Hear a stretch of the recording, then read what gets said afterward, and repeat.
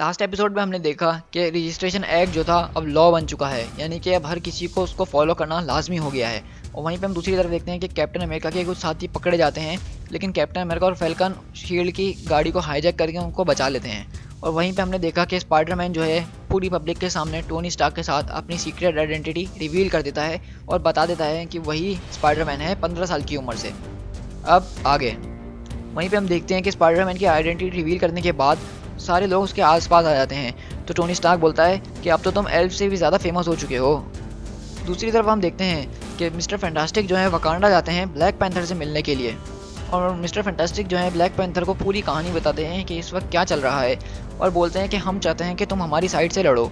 लेकिन black panther बोलता है कि मुझे बिल्कुल भी अच्छा नहीं लगता जब कोई अमेरिका से आए और वकांडा के अंदर मेरे मामलों में दखल दे। इसी तरह मुझे भी अच्छा नहीं लगेगा मैं यूएसए के मामले में आके दखल दूँ। तो रीड रिचर्ड बोलते हैं कि नहीं, ऐसा नहीं है, इस बार हमें खुद प्रेसिडेंट ने आपके लिए भेजा है। ब्लैक पैंथर बोलता है लेकिन मुझे माफ़ करना, मैं इन सब में आगे नहीं आऊँगा। और ब्लैक पैंथर पूछता है कि जॉनी स्टॉर्म का क्या हाल है। तो रीड बोलता है कि मुझे बिल्कुल भी टाइम नहीं मिल रहा है अपने ऑफिस से बाहर निकल के इसको देखने का, लेकिन सूजन जो है हमेशा उसके पास होती है, अगर कुछ होता तो वो मुझे ज़रूर बताती। तो ब्लैक पैंथर बोलता है कि मेरे ख्याल से तुम्हें जाके सूजन और स्टॉर्म दोनों को देखना चाहिए। वहीं पे हम न्यूज़ में देखते हैं कि कैप्टन अमेरिका की टीम ने सिनेस्टर 6 के नए ग्रुप को मार गिराया। और वहीं हम देखते हैं कि डॉक्टर स्ट्रेंज के पास जो हैं डॉक्टर हैंग और वास्प मिलने के लिए आते हैं डॉक्टर स्ट्रेंज से। तो वोंग उनको रोक देता है और बोलता है कि मुझे माफ़ करना येलो जैकेट, कि हमारे मास्टर ने सख्ती से मना किया है कि कोई भी मुझसे ना मिले। और उन्होंने साथ में ये भी कहा है कि जब तक ये सिविल वॉर का मामला सॉल्व नहीं हो जाता वो ना अपने कमरे से बाहर आएंगे, ना कुछ खाएंगे और ना ही कुछ पिएंगे। तो मुझे माफ़ करना, लेकिन तुम मिल नहीं सकते हो। वहीं पे हैंग बोलता है अगर ऐसा है तो ठीक है, लेकिन उनको बता देना कभी भी उनका माइंड चेंज हो तो उनको पता है कि हम कहाँ मिलेंगे। दूसरी तरफ न्यूज़पेपर में छपता है कि टोनी स्टार्क ने वादा किया है कि ये सारे मामले जल्दी ही ख़त्म हो जाएंगे।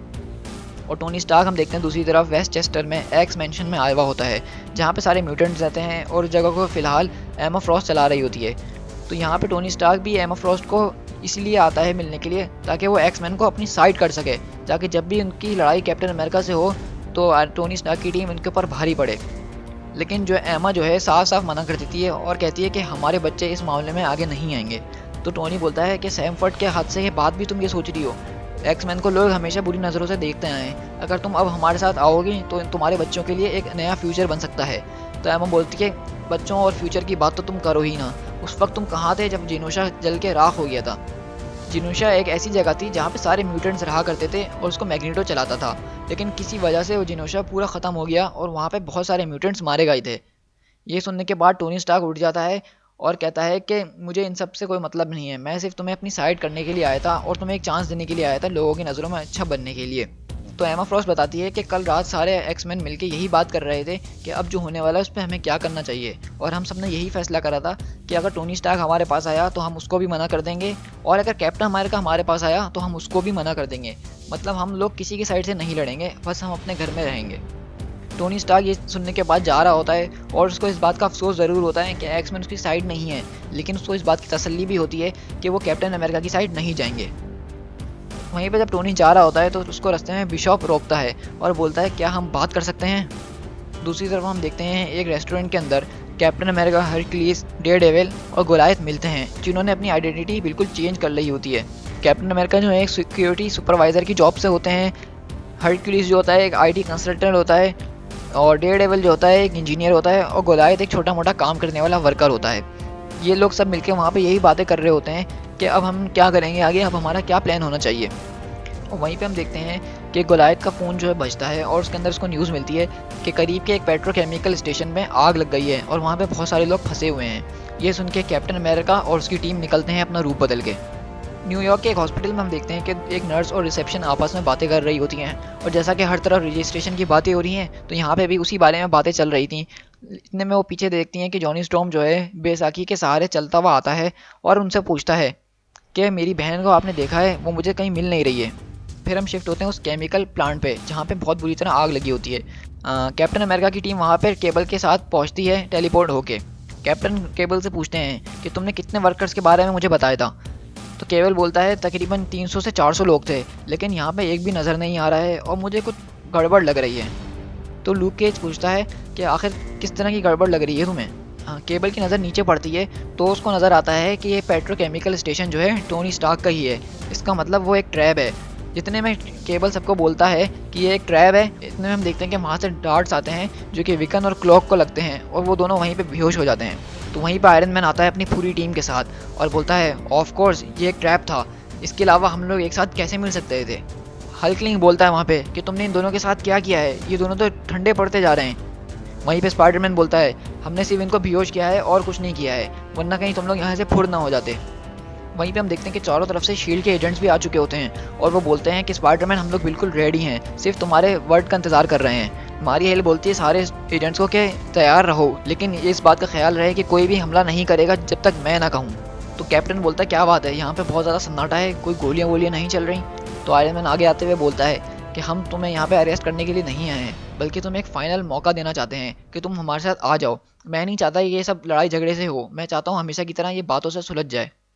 कैप्टन अमेरिका बोलता है तुम्हारा क्या मतलब है, मैं सरेंडर कर दूं? थैंक्स, लेकिन इससे अच्छा मैं अपना चांस लेना चाहूँगा। स्पाइडरमैन वहीं आता और कैप्टन अमेरिका से बोलता है कि आप आखिरकार ये ऐसी बातें कैसे कर सकते हैं, हमने आपको ही देख के सीखा है, हमेशा से आपने हमें बताया कि किस तरह प्रिंसिपल्स को फॉलो करना चाहिए। कैप्टन अमेरिका गुस्से में बोलते हैं कि प्रिंसिपल्स की बात तो तुम करो ही ना, तुमने वो सब जो टीवी पे किया है वो मैंने देखा। क्या मैरी जैन और एंट मैन खुश हैं कि सैंडमैन तुम उनके घर के पास पहुंचा हुआ हो?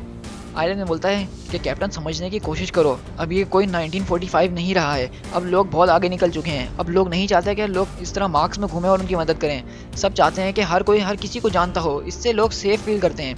और अगर इससे लोग सेफ फील करते हैं तो इससे अच्छी और क्या बात हो सकती है हमारे लिए। और टोनी बोलता है कि तुम्हें मेरे बारे में पता है, मैं उस चीज़ को कभी भी फॉलो नहीं करता जब तक मेरा पूरा दिल उससे मुतमईन ना हो जाए, लेकिन मेरी बात पे विश्वास करो, इस वक्त मेरा दिल और दिमाग बिल्कुल इसके साथ है। कैप्टन टोनी की तरफ देखता है और फिर शील्ड के हेलीकॉप्टर्स की तरफ देखता है और बोलता है हाथ मिलाते हुए कि तुम्हारे पास सिर्फ 5 मिनट हैं। आयरन मैन बोलता है सिर्फ 5 मिनट ही काफ़ी है मेरे लिए। ये देख के स्पाइडरमैन सारे एजेंट्स को बोलता है कि अब अपने हथियार नीचे कर दो, मामला सेट हो चुका है। लेकिन टोनी स्टार्क अपना हाथ देखता है तो उस पर कैप्टन ने कुछ लगा दिया होता है। तो कैप्टन अमेरिका बोलता है कि ये एक इलेक्ट्रॉन स्क्रैम्बलर है जो कि शील्ड ने हमें दिया था इन केस अगर कभी आयरन मैन बिगड़ जाए उसको रोकने के लिए। वहीं पे हम देखते हैं पीछे के गोलायत भी बड़ा हो जाता है और वो एकदम लड़ने के लिए तैयार हो चुके होते हैं। आयरन मैन का सूट इस वक्त बिल्कुल बेकार हो चुका होता है और कैप्टन अमेरिका इसी बात का फ़ायदा उठाते हुए उस पर अटैक करते हैं। गोलायत को बड़ा होते देखते हैंक पिम भी फ़ौरन बड़े हो जाते हैं उसे लड़ने के लिए और सारे हीरोज़ आपस में जो है लड़ना शुरू कर देते हैं बहुत बुरी तरीके से। वहीं पे शील्ड एजेंट्स भी पीछे खड़े हुए होते हैं, लेकिन मारिया हिल उनको यही बोल रही होती है कि कोई इस फाइट के अंदर इन्वॉल्व नहीं होगा, कोड नेम लाइटनिंग आने वाला है। वहीं पे हम देखते हैं कि कैप्टन अमेरिका जो है स्पाइडरमैन की तरफ अपनी शील्ड फेंकते हैं, लेकिन स्पाइडरमैन कैप्टन की शील्ड को हवा में ही पकड़ लेता है और उसी शील्ड से उनके आदमियों को मारता है और अचानक से स्पाइडरमैन गायब हो जाता है। तो पेट्रियट कहता है आखिर ये सब हो क्या रहा है, स्पाइडरमैन के पास ये सब पावर्स कब से आ गई? तो कैप्टन अमेरिका समझ जाते हैं और बोलते हैं कि स्पाइडरमैन ने जो नया सूट पहना हुआ है ये ज़रूर टोनी ने ही डिज़ाइन किया होगा, ये बुलेट प्रूफ है, ग्लाइड फंक्शन है इसके अंदर, और सबसे बड़ी बात कि इसके अंदर स्टेल्थ मोड भी है। और स्पाइडरमैन कैप्टन के सामने आते हुए उन पर अटैक करता है और बोलता है कि बैंड बजाने वाले बटन के बारे में तो तुम बोलना भूल ही गए थे। फिर आयरन मैन जो है एक जगह पे पड़ा हुआ होता है और वो रिमोटली अपने आर्मर को रिबूट करवाता है और जैसे ही आयरन मैन का आर्मर रिबूट होता है वो फ़ौरन उठता है और उड़ता हुआ कैप्टन के पास आता है और कैप्टन को एक दीवार के आर पार करते हुए दूर ले जाता है। और आयरन मैन खड़ा होता है और बोलता है कि स्टीव तुम सिर्फ अपना वक्त ज़ाया कर रहे हो, इस आर्मर में तुम्हारा हर पंच रिकॉर्ड किया हुआ है, इसका मतलब यह है कि तुम्हारे अगले वार से पहले ये आर्मर मुझे बता देगा कि तुम्हारा अगला वार क्या होने वाला है, इसलिए तुम मुझे कभी नहीं हरा पाओगे। और आयरन मैन जो है कैप्टन अमेरिका की बहुत बुरी तरीके से पिटाई करता है। ये देख के हरकुलिस बोलता है कि हमें उसको बचाना होगा, वो वरना कैप्टन को मार डालेगा।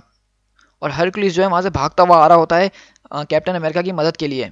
वहीं पे हम देखते हैं शील्ड एजेंट्स जो हैं अपने पोजीशन पे कायम होते हैं और बोलते हैं क्या अब हम अटैक करें? तो मारी हेल बोलती है कोई अटैक नहीं करेगा, मैंने बोला कोई अटैक नहीं करेगा, कोड नेम लाइटनिंग आ चुका है। और वहीं पे हम देखते हैं कि कैप्टन की टीम के ऊपर एक बहुत ज़ोरदार बिजली गिरती है और ये देख के एकदम सब दंग रह जाते हैं। और हम सामने देखते हैं वहाँ पे और कोई नहीं बल्कि the God of thunder Thor खड़ा हुआ होता है जो कि बहुत ज़्यादा गुस्से में नज़र आ रहा है। To be continued.